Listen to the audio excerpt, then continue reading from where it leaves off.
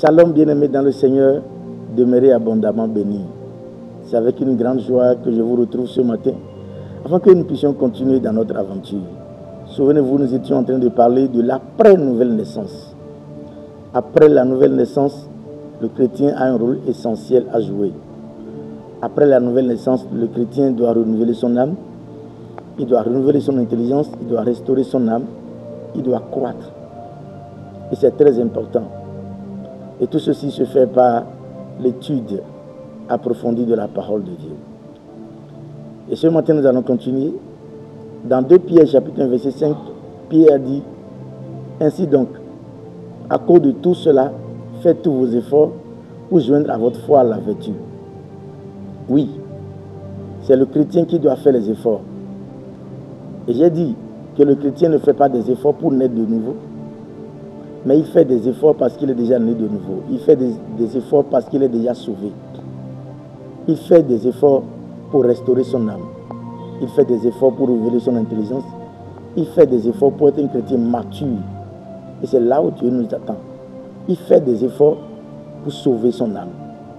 Bien-aimés, je vais vous entretenir peut-être la prochaine fois sur le salut de l'esprit, sur le salut de l'âme. Il y a une grande confusion dans ce domaine. N'oubliez pas, une fois que vous êtes sauvé, votre esprit est sauvé. Vous êtes sauvé dans le domaine de l'esprit. Et c'est parfait. C'est une œuvre parfaite. Vous êtes saint, parfait, accompli juste dans votre esprit. Mais le travail que vous devez faire, c'est au niveau de votre âme. C'est pourquoi Paul me dit, pour développer notre foi, il faut ajouter à notre foi la vertu. C'est quoi la vertu? Avant de définir ce que c'est la vertu, nous constatons que la vertu apparaît en premier lieu dans les qualités morales que nous devons ajouter à notre foi. Ce n'est pas une coïncidence. Dans la Grèce antique, la vertu est une disposition morale accordée par la divinité pour faire des actes héroïques, pour faire des actes d'excellence. La vertu, c'est une disposition de cœur, une disposition de l'âme qui nous pousse à faire du bien. Pierre veut que nous ajoutions la vertu à notre foi, parce que la vertu ne vient pas de l'esprit, mais la vertu vient de l'âme. C'est une qualité morale. Et tu ne peux pas ajouter quelque chose à ta foi si tu ne possèdes pas déjà la chose. Donc, nous devons d'abord rechercher la vertu. Nous devons poursuivre la vertu. Nous devons nous exercer à la vertu. Et c'est quoi la vertu? La vertu, c'est une qualité morale. C'est la probité, c'est l'honnêteté, c'est l'excellence morale. La vertu, c'est la disposition de cœur qui nous pousse à faire du bien, à faire ce qui est bon, à être bon, à rechercher ce qui est bon, à être doux. La vertu est très importante. Notez bien que il y a même des païens qui sont vertueux. Il y a des païens qui font du bien, qui savent ce qui est bien, qui poursuivent le bien. Ça, c'est une chose. Mais ce qui est important ici, c'est que le chrétien, l'enfant de Dieu, celui qui est né de nouveau, a l'obligation de rechercher la vertu, de vivre dans la vertu. Comprenez une chose, la vertu est une qualité que nous devons développer. En manifestant la vertu, vous manifestez Dieu. La Bible nous parle dans Proverbe 31 de la femme vertueuse. Allez jeter un coup d'œil. Cette femme vertueuse a beaucoup de bonnes qualités. Beaucoup de bonnes qualités. Et je dis ce sont des qualités qu'on ne retrouve même pas chez des femmes chrétiennes aujourd'hui. Frères, il est important qu'autour de nous, nous puissions manifester la vertu. Dans 2 Pierre 1, verset 9, la Bible dit, vous au contraire, vous êtes un peuple acquis, sacerdoce royale, nation sainte, pour annoncer les vertus de celui qui vous a appelé des ténèbres à son admirable lumière. Oui, les vertus de Dieu. Le chrétien ne développe pas simplement une qualité morale, une probité morale, mais il aligne sa qualité morale sur les vertus de Dieu. C'est quoi les vertus de Dieu? C'est la gloire de Dieu. C'est la paix de Dieu, la joie de Dieu. C'est tout ce que Dieu approuve. C'est ce que Dieu aime. C'est ce qui valorise Dieu. Les vertus de Dieu, c'est les manifestations divines. c'est la grandeur, c'est l'excellence, la gloire.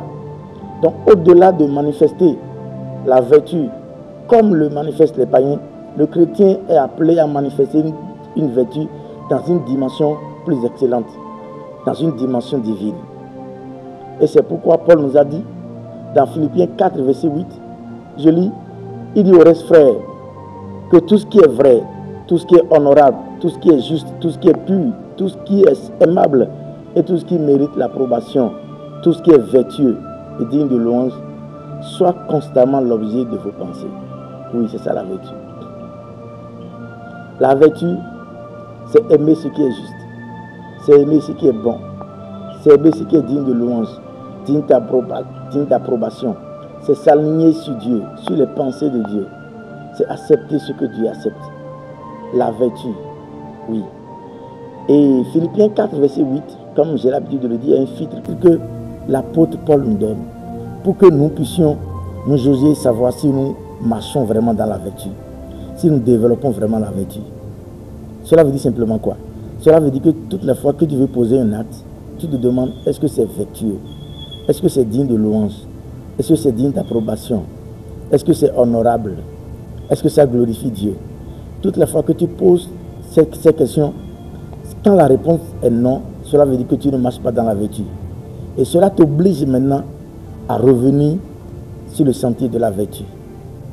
Donc frère, pour développer ta foi, tu as besoin de la vertu. Et comment peux-tu développer la vertu?